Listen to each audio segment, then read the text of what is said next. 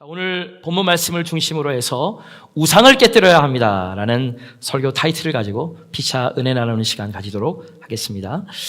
화란의 기독교 지성가인 하우츠 바르트가 그의 책인 그 Idol of the Our Time이라는 책이 있습니다. 우리 시대의 우상이라는 책에서 이런 이야기를 했습니다. 현대인의 가장 심각한 문제는 다름 아닌 우상 숭배다. 저도 이분의 말에 깊이 공감하는 것이요. 문화가 발달되고 지식이 늘어나고 문명이 발전된다고 사람들이 우상을 섬기지 않습니까? 전혀 그렇지 않죠. 다음 슬라이드 보여주시겠어요? 특별히 이 한국을 보면 요즘에 그 점장이들이 다 어디에 모였는지 아십니까? 바로 대학가에 모여 있습니다. 여기 어딘지 아세요? 홍익대학교 근처 대학가입니다. 이곳에 누가 점 보러 가는지 아십니까? 물론 대학생들이 갑니다만 특별히 이 사주팔자를 보는 단골 고객 중에 가장 훌륭한 고객이 누군지 아세요?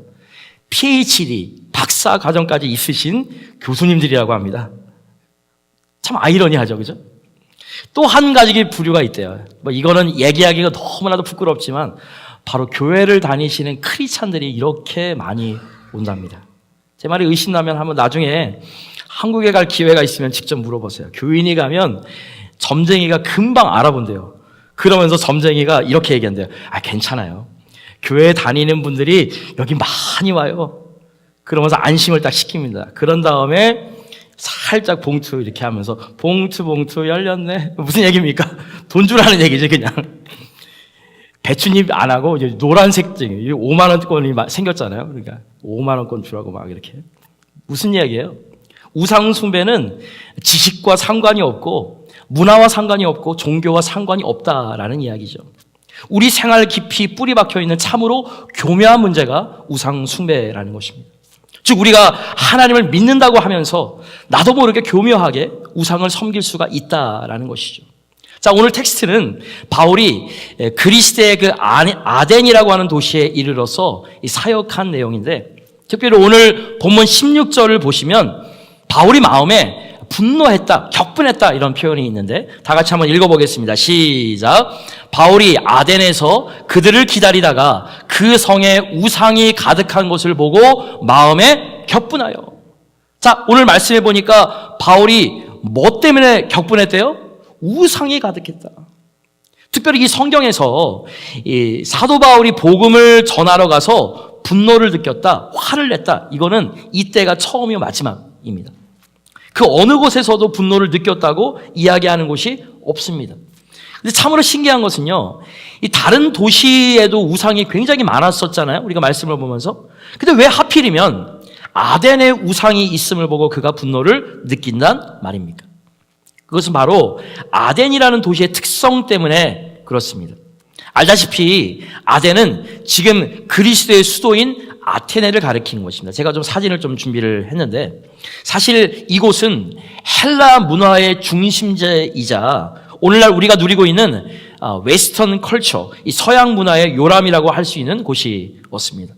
게다가 당시 아덴에서 활동했던 헬라 철학의 인재들은 우리가 너무나도 잘 아는 사람들이죠. 프로타고라스, 소크라테스, 플라톤, 아리스토텔레스. 이들이 다 그냥 헬라 철학자들이었는데 제가 이렇게 이름을 했었던 사람들 외에도 수많은 이 모든 철학자들이 거의 대부분 이 아덴에서 태어났고 아덴에서 활동했고 아덴에서 죽었습니다. 철학뿐입니까? 기라성 같은 예술가, 미술가, 음악가들이 이 아덴에서 나왔고 우리가 잘 아는 올림픽의 꽃이라고 하는 마라톤도 아덴에서 시작되었습니다. 그러니 아덴이 얼마나 지적인 도시였고 얼마나 문화적인 도시였으며 얼마나 철학적으로 완벽한 교육의 도시였는지는 충분히 상상이 될 것입니다. 근데 웬일입니까? 그 도시에 갔더니만 우상이 가득 차 있다는 것이에요. 조세푸스의 통계를 보니까 아덴에 약 한 3만 개의 우상이 있었다라고 전해집니다. 사실 우상은 참된 하나님을 상실한 인간이 그 대용품으로 만들어낸 것 아닙니까? 우상 숭배는 일종의 헛개비를 만들어서 거기에다가 자신의 능력과 가치를 불어넣고 복을 비는 것입니다. 그런데 우상 숭배의 참 비극이 어디 있어요? 자기가 만들어 놓은 그 헛개비에 결국 자신이 지배를 당하게 된다는 것입니다. 그러니까 우상의 무서움이 여기에 있는 것이에요.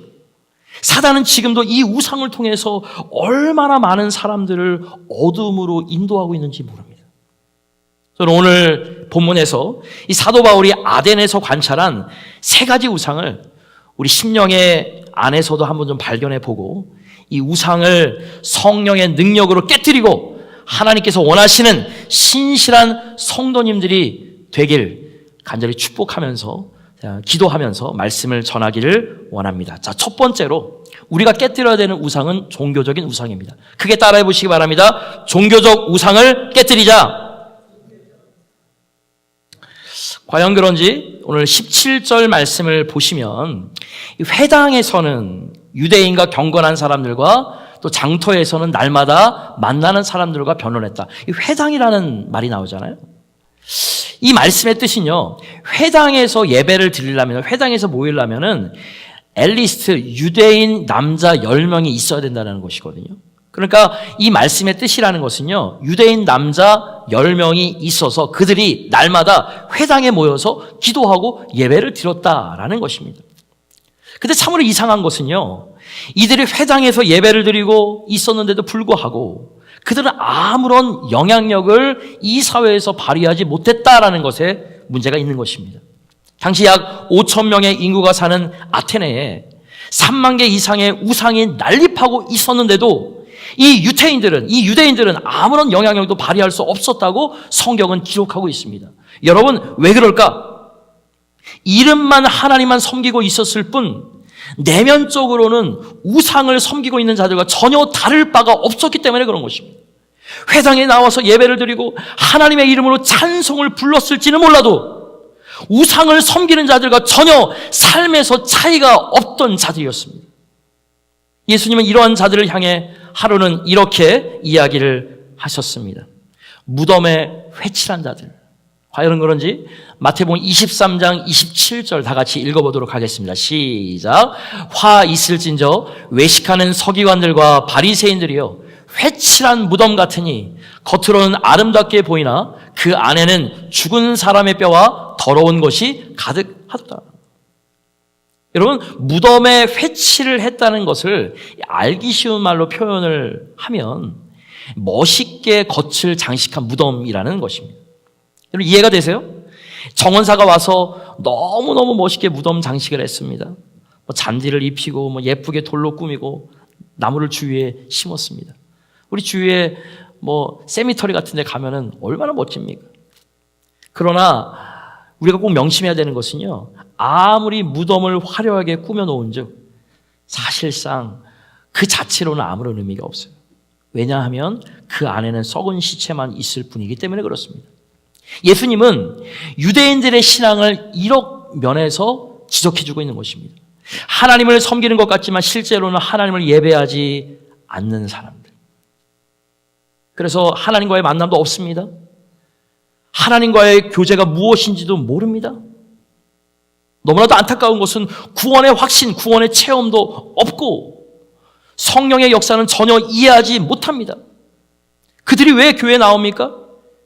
썬데이가 됐으니까, 주일이 되었으니까 교회에 나옵니다.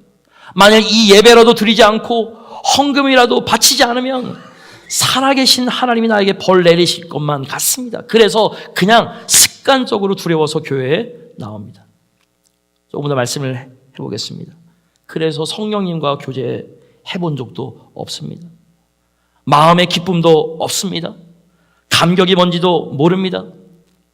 일주일 내내 한 곡의 찬송도 감격 있게 불러본 적이 없습니다. 일주일 내내 성경 한 구절도 감동 있게 읽어본 적이 없고 심지어 기도해 본 적도 없습니다. 근데 교회는 나옵니다. 이들에게 있어서 하나님은 자신들이 만든 아이돌 하나님뿐입니다. 하나님께서 자신들을 다스리는 것이 아니라 자신들의 편의대로 하나님을 만들어 놓은 것입니다. 그래고 섬깁니다. 사도 바울은 바로 이것이 우상이라고 지적해주고 있는 것입니다. 사랑하는 성도 여러분, 이와 같이 우상 중에 가장 무서운 것이 이 종교의 우상입니다. 즉 교회 안의 우상입니다. 예배의 자리에 앉아 있으면서도 마음은 하나님과 연결되어 있지 않고 성령의 역사도 모른 채로 와 있는 분, 하나님의 이름으로 겉모습으로 만든 죽은 무덤과도 같은 우상을 섬기고 있는 분, 오늘날 현대 교회들 안에 이런 사람들이 너무나도 많이 있습니다. 그러므로 이 우상의 문제를 여러분 절대 가볍게 생각하지 마시기 바랍니다. 이스라엘 백성들이 가장 심하게 빠졌던 죄가 바로 이 우상 숭배의 죄였어요. 이런 출애굽기를 보면 출애굽한 이스라엘 백성에게 하나님이 왜 진노하셨죠? 그들은요, 하나님의 능력을 직접 보았습니다. 하나님이 내리신 만나를 먹었습니다. 홍해를 건넜습니다.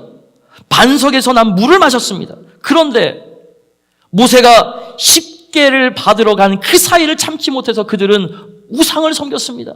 그것이 출애굽기 32장에 나와 있는 것 아니겠습니까? 즉 이들에게 중요한 것은 하나님의 뜻이 아니었어요. 천국도 아니었어요. 정말 마음속을 파고 들어가 보면 이들에게 중요한 것은 여전히 이 땅, 이 세상이었습니다. 이 땅에서 내가 얼마나 잘 살 것인가, 내 건강이 중요하지, 내 자녀의 성공만이 중요하지, 내 앞길만이 중요하지, 그것만이 중요할 뿐입니다. 또한 다만 이것을 얻기 위해 자신이 만든 하나님이라고 하는 대상에 예배를 드리고 헌금을 드리고 충성을 다할 뿐입니다. 너무나도 안타깝지 않습니까? 샤머니즘과 틀린 것이 과연 무엇입니까? 그렇다면 저와 여러분들은 어떻습니까? 여러분 정말 하나님을 믿으시고 섬기십니까? 혹 우리가 마음대로 조작한 하나님을 세워놓고 여러분의 유익을 위해서 예배드리는 것은 혹시 아니십니까? 이 시간 성령께서 우리의 마음을 조명해 주셔서 저와 여러분들 안에 있는 종교적인 우상이 있다면 철저하게 깨뜨리시길 주님의 이름으로 선포합니다. 두 번째로 깨뜨려야 되는 우상은 바로 물질과 쾌락의 우상입니다. 우리 다 같이 읽어보겠습니다. 시작. 물질과 쾌락의 우상을 깨뜨리자. 오늘 보면 18절에 보면 바울과 쟁론한 그 철학자들이 있는데 특별히 첫 번째 나와 있는 에피쿠로스에 대한 많이 들어보셨죠? 그죠? 이 에피쿠로스라고 하는 사람은요, 이 플라톤 밑에서 철학을 공부하다가 예수님이 태어나기 한 350년 전쯤에 활동했던 사람이에요. 근데 이제 스승님을 배반을 했죠. 이 플라톤 철학의 반기를 들고 문화생들을 이끌고 나와서 자기 학파를 만든 것이 이 에피쿠로스 학파가 되었습니다. 근데요, 이 에피쿠로스 학파의 특징은 철저하게 현재, 삶, 현세에 초점을 둔다라는 것입니다. 자, 이러다 보니까 내 세는 전부다. 그러니까 죽음 이후의 세대는 전부 다 부인하는 것입니다. 그래서 이 에피쿠로스 학파는요, 내 세는 없다. 이 땅에서 오직 우리가 관심을 가져야 할 것이 있다면 그냥 이 세상이다, 이 땅이다. 그래서 강조하게 되는 것이 두 가지가 있어요. 첫 번째가 물질입니다. 물질. 당연하지 않아요? 내세가 없으니까 가장 중요한 것이 무엇이겠습니까? 이 땅에서 먹고 사는 문제와 가장 직결되는 것이 무엇입니까? 물질이에요. 그래서 이 땅에서 내가 얼마나 많은 물질을 모을 것인가, 여기에 중심을 둡니다. 물질이 사라지면은 그냥 눈이 그냥 막 왔다 갔다 합니다. 물질주의입니다. 두 번째로 이들에게 나타나는 현상이 바로 쾌락주의입니다. 세상 사는 동안 즐기는 것이 그래서 이들의 전부예요. 내세가 없으니까 이 땅에서 내가 얼마나 인생을 만끽하면서 살 것인가, 이것이 이들 인생에 있어서 가장 중요한 것이었습니다. 지난 한 주간 동안 대한민국을 들었다 엎었다 했었던 두 명의 유명 연예인들, 특별히 버닝썬이라고 하는 이 클럽 이야기가 많이 있었죠. VVIP 룸을 예약만 레저베이션 하는데 만불이 든대요, 만불. 그리고 기본적인 그 룸을 예약하는 데만 1,500불에서 2,000불 든다라고 합니다. 대기업 중견이라든지 뭐 사장님들, 뭐 회장님들이 다 이런 데 가서 하는 것이죠. 근데 이것이 딱 걸린 것입니다. 잘못된 것을 해가지고. 발칵 뒤집혔죠. 자, 두 번째 슬라이드 보여주시겠습니까? 한국에 그 일본으로부터 들어온 아주 나쁜 것이 있습니다. 원조교제라고 많이 들어보셨죠? 나이 한 50대, 60대 넘은 분들이 이제 10대 어린아이들을 돈 주고 나서 이 잠자리를 같이 하는 거, 원조교대. 근데 여러분 철학적으로 파헤쳐 보면 말씀에 나와 있어요. 그 제가 지금 설명해 드리고 있는 쾌락주의, 에피큐리언이즘입니다. 근데 여러분 한번 생각해 보세요. 왜 이들이 이런 짓을 합니까?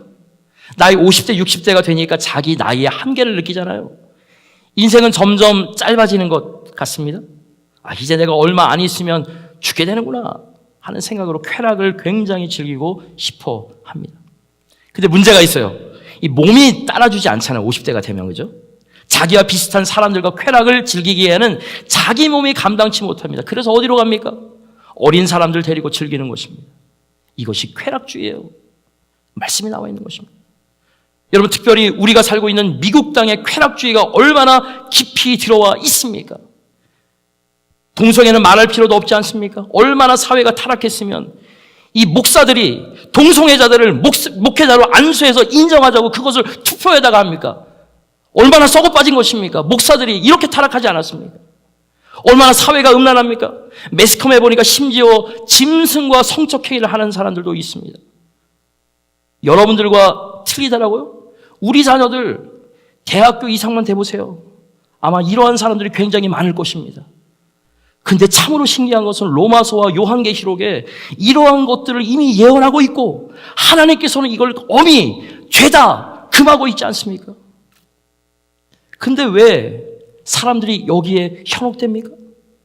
이 사람들은 이것을 멋있는 취미라고 포장하면서 아름답게 자기를 감추지만 그 마음 속에 들어가 보면 마음 한구석에는 뭐가 있는가? 쾌락주의가 있는 것이에요. 어떻게 하면 인생을 즐길까? 내 인생이 다 끝나기 전에 내 코에서 마지막 숨을 쉬기 전에 이 인생을 즐겨야 할 텐데 하나님께서 너무나도 싫어하시는 것이 바로 이 쾌락주의인 것입니다. 자, 세 번째 오늘 말씀을 통해서 볼 수 있는 우상, 크게 따라해 보시기 바랍니다. 운면론적 지식의 우상을 깨뜨리자. 자, 18절에 보면 에피쿠로스 학파 그 다음에 스토아 철학자들이 있어요. 자, 스토아 철학자들의 특징은요, 범신론자들이에요. 범신론자. 즉 자연의 모든 것이 신이라고 믿는 범신론자들이에요. 그래서 이 사람들은요, 인간의 행복을 어디서 찾았냐 하면 자연의 법칙을 밝혀내는 것이 인간의 행복이다. 즉 내가 자연의 법칙을 잘 밝혀내야 행복할 수 있다. 그래야 나도 신이 될 수 있다. 그래서 자연의 법칙을 발견하기 위해서 학문을 연구하기 시작했습니다.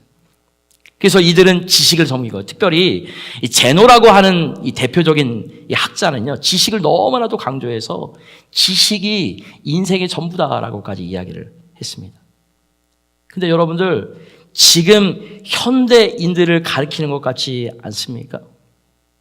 여러분들 핸드폰 다 가지고 있잖아요, 그죠? SNS를 통해서 핸드폰, 구글 해가지고 얼마나 많은 시간 핸드폰 가지고 여러분 보십니까? 많죠?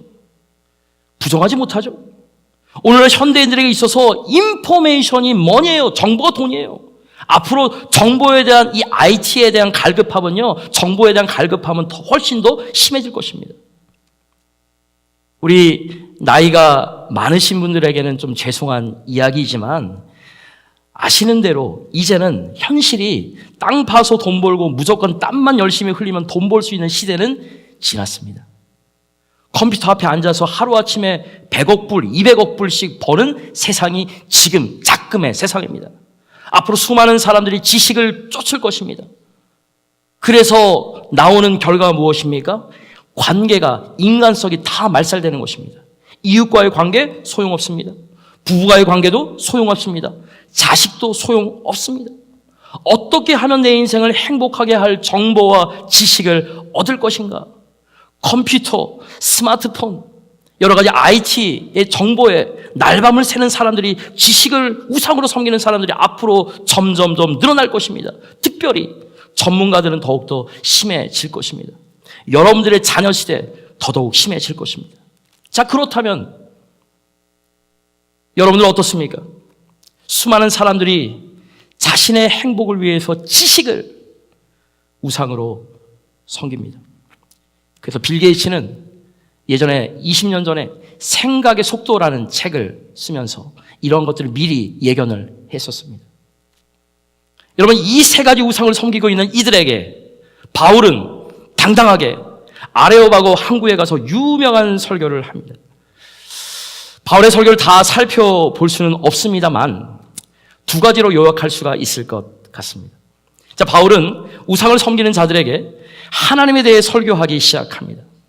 여보시오, 하나님이 어떤 분인지를 아십니까?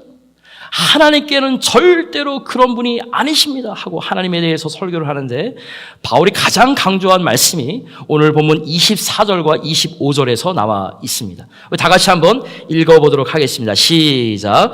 우주와 그 가운데 있는 만물을 지으신 하나님께서는 천지의 주제시니 손으로 지은 전에 계시지 아니하시고 또 무엇이 부족한 것처럼 사람의 손으로 섬김을 받으시는 것이 아니니 이는 만민의 생명과 호흡과 만물을 친히 주시는 이심이니라.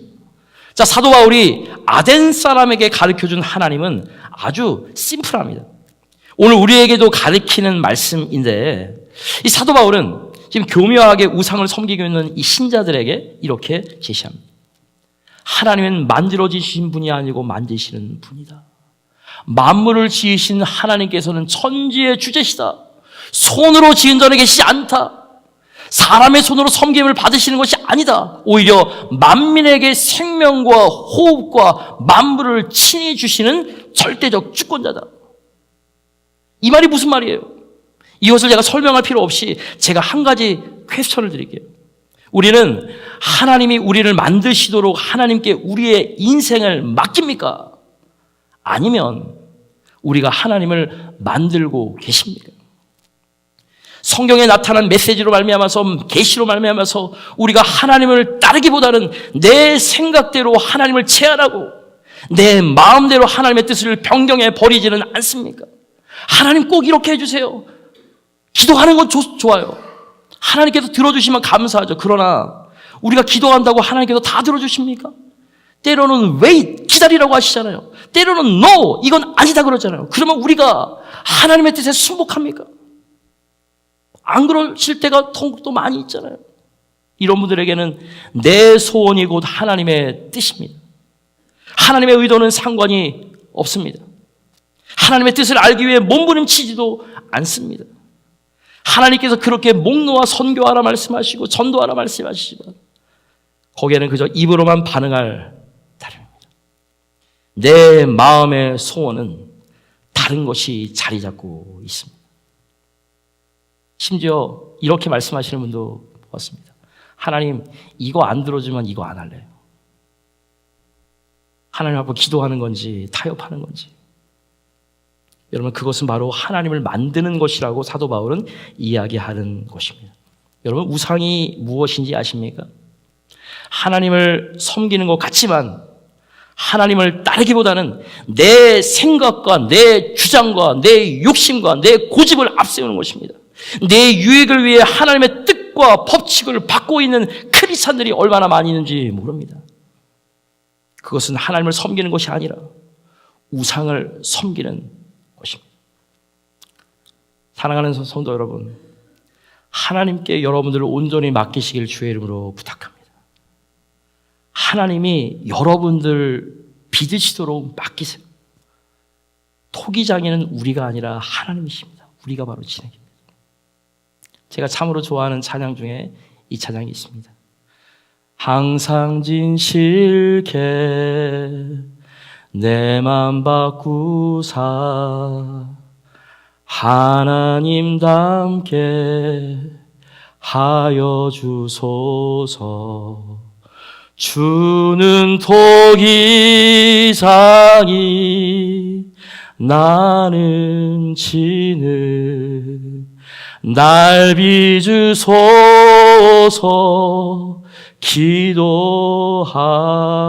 기도하오니. 사랑하는 성도 여러분, 이것이 저와 여러분 모두의 찬송이 되길 주의 이름으로 축원합니다. 다른 거 아니에요. 주님이 나를 빚으셔야 됩니다. 주님이 만드시는 자여 우리는 진흙이 되어야 되는 것입니다. 그러나 얼마나 많은 사람들이 내가 하나님을 만들어가며 신앙생활을 하는지 모릅니다. 하나님의 뜻을 찾기 위해 고민하지도 않습니다. 하나님의 뜻을 이루기 위해 몸부림치지도 않습니다. 오직 그 마음에는 자기의 소원이 있을 뿐입니다. 제가 아까 전에도 강조를 했지만, 특별히 우리가 매일같이 기도해야 되겠지만, 지난주 또 임시 집사회에서 또 집사 회원들이 기도하자 그래서 얼마나 감사한지 모르겠어요. 특별히 이 사순절을 맞이해서 온 교회가 집중해서 교회와 가정과 우리 개개인의 심령을 위해서 간절하게 기도해 주시길 주님으로 부탁하고 권면합니다. 무엇보다도 내 소원, 내 우상을 깨트리고 하나님의 뜻을 간구할 수 있게 되길 다시 한번 주님의 이름으로 권면합니다. 사도 바울은 두 번째로 아덴에 있는 사람들을 권면합니다. 이것이 바로 이 본문에 등장하는 그 두 번째 설교인데요. 자, 그것은 다름 아닌 예수님과 부활에 대한 내용이었어요. 자, 왜 사도 바울이 그 몸의 부활을, 우리 몸의 부활을 그토록 아테네 사람들에게 가르쳤는지 우리 31절과 32절 우리 크게 한번 읽어보도록 하겠습니다. 시작. 이는 정하신 사람으로 하여금 천하를 공의로 심판할 날을 작정하시고 이에 그를 죽은 자 가운데서 다시 살리신 것으로 모든 사람에게 믿을 만한 증거를 주셨음이니라 하니라. 그들이 죽은 자의 부활을 듣고 어떤 사람은 조롱도 하고 어떤 사람은 이 일에 대하여 내 말을 다시 듣겠다 하니. 자, 바울이 여기서 몸의 부활을, 우리 믿는 신자들의 몸의 부활을 강조한 이유가 어디에 있습니까? 이 바울은 당시 지식인들과 철학자들이 삶의 구심점을 찾지 못하고 방황하는 이유를 간파했어요. 그것은 다름 아닌 내세관의 부재였어요. 본문석에 등장하고 있는 에피큐리언이즘, 스토아 철학자들, 헬라 철학자들에게 있어서 한 가지 공통점이 있다면 그들은 내세에 대해서 모른다는 것이었습니다. 스토아 학자들은 불가지론자들이었습니다. 내세를 아는가? 그래서 죽음 이후의 세대는 아무것도 몰랐습니다. 불가지론자들, 스토아 학파들이었죠. 에피큐리언 학자들은 이렇게 이야기합니다. 죽음 이후에 내세라는 것은 없다. 인생은 현세뿐이다. 그러니까 지금 즐기자. 마음대로 막 살아도 돼. 몸 막 굴려도 돼. 그래서 쾌락에 빠지고 물질주의에 빠진 것입니다. 바로 이러한 이유 때문에 사도 바울은 내세관을 전파하기 시작합니다. 아덴 사람들이요, 죽음으로 모든 것들이 끝나는 것이 아닙니다. 우리 크리스찬들은, 하나님 믿는 사람은 다시 살아납니다. 예수님께서 3일 만에 부활하신 것처럼 우리도, 믿는 자들도 살아나는 줄 믿으시기 바랍니다. 그리고 언젠가 하나님의 심판대 앞에서 서야 됩니다. 외친 것입니다. 여러분, 이 사실이 왜 그렇게 중요해요? 많은 사람들이 내세관과 부활의 죽음 이후의 신앙으로만 받아들이기 때문입니다. 내세관과 부활을 죽음 이후의 신앙으로만 받아들이기 때문에 그래요. 그러나 그것은 참 부활의 신앙이 아닌 것이에요. 부활의 의미가 왜 우리들에게 중요합니까? 우리가 부활의 의미를 올바로 깨달으면 오늘 우리들의 삶, 나의 삶이 달라지기 때문에 그런 것입니다. 한번 생각해 보세요. 참으로 부활 신앙이 있는 자는 물질관이 달라질 수밖에 없습니다. 만약 나에게 부활 신앙이 있다면 질문은 이런 것이 아니에요. 내가 얼마나 많이 가졌지? 이 땅에서 얼마나 많이 모으지? 내가 이 땅에서 얼마나 많은 재산을 소유하지? 이거는 부활 신앙이 없는 자들이 묻는 질문입니다. 이와 반면에 우리 참 부활의 신앙이 있는 자들은 이 땅에서 얼마나 모았는지를 물을 자가 아니에요. 이 땅에서 하나님께서 맡기신 것을 어떻게 썼는지를 물어야 합니다. 우리 한국 사람들이 이렇게 이야기하지 않습니까? 개같이 벌어서 정승같이 쓰라고. 거기다가 하나님만 딱 들어가면 다 좋을 텐데, 그죠? 하나님이 내게 1달란트를 맡기셨건 10달란트를 맡기셨건 얼마를 맡기셨든지 내게 맡기신 것을 가지고 청지기로서 누구를 위해, 무엇을 위해, 어떻게 이 물질을 사용할 건가지를 물어야 됩니다. 자신이 물질을 섬기고 있는가, 하나님을 섬기는가를 알고 싶습니까? 여러분이 무엇을 추구하는지를 살펴보시면 됩니다. 여러분, 하나님께서 허락하신 물질을 어떻게 쓸 것인가를 고민합니까? 아니면 더 많은 물질을 위해서 고민하십니까? 대답은 명확하잖아요. 제가 우리 교회 안에서도 집사회원과 정회원이 있습니다. 모든 사람들 교회 와도 됩니다. 술, 담배 하는 사람들도 와도 됩니다. 괜찮습니다. 그러나 집사회원들은 그래도 절제하라고 합니다. 그리고 여러분들, 제가 우리 등록하고 나서 새로운 삶 공부하고 나서 서약서 쓰라 그러잖아요. 서약할 때, 하나님께 헌신할 때 정회원하고 집사회원하고 틀린 것 하나 있습니다. 뭔지 아세요? 물질의 청지기 11조잖아요. 그죠?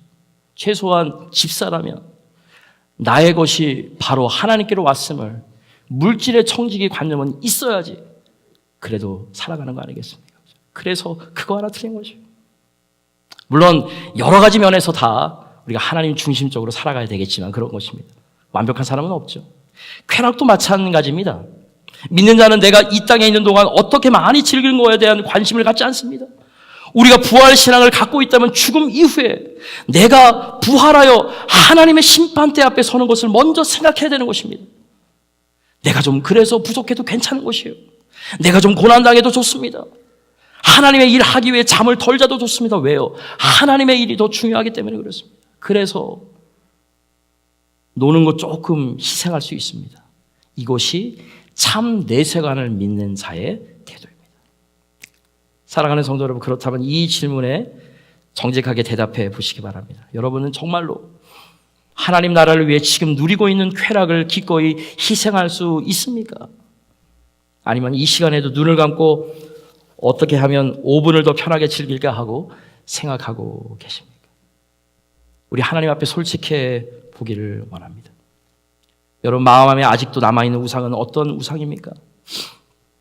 겉보기 보기에는 멋있는 신앙 같고 멋있는 직분자 같습니다. 멋있는 찬양, 멋있는 봉사, 멋있는 헌금 같습니다. 교묘에 표장되어 있지만 혹 그 마음 안에 어떤 우상이 자리 잡고 있는 것은 과연 아니신지요? 우상에 대해 성경은 단 한 가지 명령만 내릴 뿐입니다. 너의 우상을 깨뜨리고 참되신 하나님께 나아오라. 그래서 사도 바울은 이렇게 결론적으로 설교합니다. 우리 30절 다 같이 있습니다. 시작. 이제는 어디든지 사람에게 다 명하사 회개하라 하셨으니. 사랑하는 성도 여러분, 우리 마음속에 있는 우상을 주님 앞에 내려놓으시기 바랍니다. 아무도 모르게 포장된 우상을 하나님 말씀으로 깨뜨리시길 주의 이름으로 축복합니다. 하나님이 가장 싫어하는 것이 우상입니다. 선앙당에다가 절을 하고 점쟁이를 찾아가는 것만 우상이 아니에요. 사단은 지금도 교묘하게 우리 마음속에 얼마나 많은 우상을 만들어 놓았는지 모릅니다.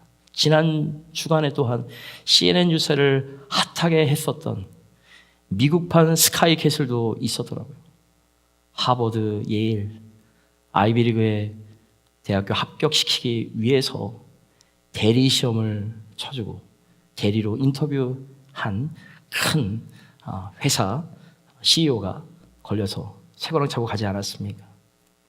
자녀도 우상이 되었습니다. 야곱이 그 많은 훈련을 겪은 후, 창세기 나와 있죠? 자기 딸까지 강간을 당하고 난 후에야 뭐라고 얘기했습니까? 우리 안에 있는 우상을 제해버리고 우리가 베델로 올라가자. 금이 환영한 다음에 10년 이상 동안 예배드리지 않았습니다. 하나님 찾지 않았습니다. 그러니까 자기 다 잃어버렸어요. 결국에는 자기 딸까지 강간을 당하고 난 이후에 이제 우리 우상 깨뜨리고 베델로 올라가자. 예배드리자. 그래서야 정신 차린 건 아니에요. 야곱은 여러분 아시는 대로 믿음의 조상 아닙니까? 그런데도 그와 그의 집안에 우상을 가지고 있었다고 성경은 말씀해 주고 있습니다. 지난 월요일 날에 우리 MCKC 목사님들과 우리 사모님들 모였었습니다. 한 20-30분 오셔서 우리 여선교회 너무나도 그냥 훌륭하게 고기도 얼마나 많이 넣는지 매주마다 그러면 우리 교회 거덜날 것 같은데 또 목사님도 얼마나 그렇게 또 잘 섬겼는지 다 그냥 뭐 고기가 그냥 왕건이씩 들어가 있어. 이게 죄송합니다. 이런 얘기 해가지고 목사님들이 너무 감사하다고. 목사님들과 사모님들께 그리고 나이도 43살밖에 되지 않았는데 어떤 말씀을 전해야 될 것인가 참 고민했습니다. 그래서 사실 설교는 진짜로 진짜 끝장나게 준비를 잘했어요. 정말로. 내가 봐도 정말 너무나도 잘 썼다. 근데 지지난주에 토요일 날 이제 월요일 날 설교 이제 해야 되는데 은혜가 하나도 안 되는 거예요. 하나님 앞에 기도했습니다. 하나님 어떤 말씀을 전할 거예요? 본질을 전하자. 본질을 전하자. 믿음은 크레도로 심장을 드린다, 목숨을 바친다라는 말씀이 있잖아요. 우리 목회자들부터 우리 사모님들서부터 제대로 된 믿음을 가집시다. 목숨을 위해서 살아가지 말고 목숨 걸고 예수님 믿고 그거 가지고 신앙생활 합시다. 그리고 저의 한계도 얘기했습니다. 저에게 있어서 가장 큰 우상은 제 자신이었던 것 같습니다. 큰 교회 만들고 싶은 우상, 제 자신이었죠. 교회 부흥이 뭐라고? 저의 우상이었습니다. 그렇게 얘기했습니다. 고백했습니다. 본질을 더 찾으려고 노력하다 보니까 내 힘을 빼니까 하나님께서 일하시는 것을 느꼈습니다. 우리 같이 이렇게 기도합시다. 많은 목사님들, 많은 사모님들이 은혜를 받으시고 본질을 놓고 우리 기도하자. 근데 막 립서비일 수 있잖아요. 근데 말씀 끝나고 나서 이 젊은 목회자에게 목사님들이 찾아와서 우리 교회 설교하러 오면 안 되냐고, 주일날 오라든지 뭐. 제가 주일날에는 움직이는 좀 그렇고 평일날이면 제가 조금 생각 좀 해보겠습니다. 그래서 벌써 수요 예배 같은 것들 참 이렇게 정말 은혜는 많이 받으신 것 같아요. 제가 내려놓으니까 목회자들도 내려놓지 못하는 부분이 많이 있다는 것들을 이야기합니다. 결론을 맺도록 하겠습니다. 사랑하는 성도 여러분, 언젠가 하나님께서 이 땅에 다시 오셔서 우리를 심판하시는 그날, 우리 마음에 우상을 가지고 나타나지 않기를 주님의 이름으로 권면합니다. 하나님만 섬기세요. 교묘하게 포장된 종교적인 우상과 물질과 쾌락과 운명론적 지식의 우상을 버리시길 주님의 이름으로 권면합니다. 성령의 능력으로 우상을 깨뜨리시고 예수님의 사람으로 다시금 일어서서 정말로 하나님께서 원하시는 참 제자의 반열에 들어가시길 주의 이름으로 간절히 축복합니다.